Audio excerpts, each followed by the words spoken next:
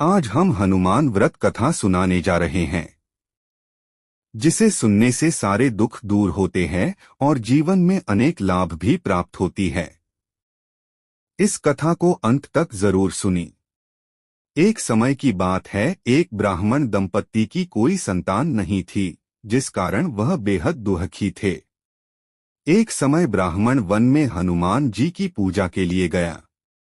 वहां उसने पूजा के साथ महावीर जी से एक पुत्र की कामना की। घर पर उसकी स्त्री भी पुत्र की प्राप्ति के लिए मंगलवार का व्रत करती थी। वह मंगलवार के दिन व्रत के अंत में हनुमान जी को भोग लगाकर ही भोजन करती थी। एक बार व्रत के दिन ब्राह्मणी ना भोजन बना पाई और ना ही हनुमान जी को भोग लगा सकी। उसने प्रण किया कि वह अगले मंगलवार को हनुमान जी को भोग लगाकर ही भोजन करेगी। वह भूखी प्यासी 6 दिन तक पड़ी रही। मंगलवार के दिन वह बेहोश हो गई। हनुमान जी उसकी निष्ठा और लगन को देखकर प्रसन्न हुए। उन्होंने आशीर्वाद स्वरूप ब्राह्मणी को एक पुत्र दिया और कहा कि यह तुम्हारी बहुत सेवा करेगा। बालक को पाकर ब्राह्मणी अति प्रसन्न हुई। उसने बालक का नाम मंगल रखा।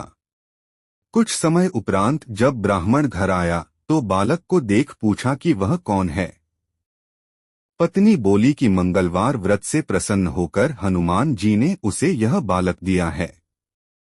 ब्राह्मण को अपनी पत्नी की बात पर विश्वास नहीं हुआ। एक दिन मौका देख ब्राह्मण ने बालक को कुएं में गिरा दिया। घर पर लौटने पर ब्राह्मणी ने पूछा कि मंगल कहाँ है।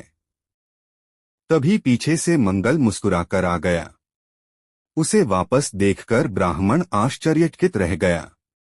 रात को हनुमान जी ने उसे सपने में दर्शन दिए और बताया कि यह पुत्र उसे उन्होंने ही दिया है।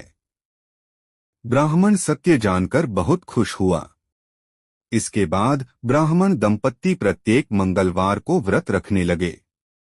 जो मनुष्य मंगलवार व्रत कथा को पढ़ता या सुनता है और नियम से व्रत रखता है, उसे हनुमान जी की कृपा से सब कष्ट दूर होकर सर्व सुख प्राप्त होता है और हनुमान जी की दया के पात्र बनते हैं। श्री हनुमंत लाल की पूजा आराधना में हनुमान चालीसा, बजरंग बाण और संकट मोचन अष्टक का पाठ बहुत ही प्रमुख माने जाते हैं।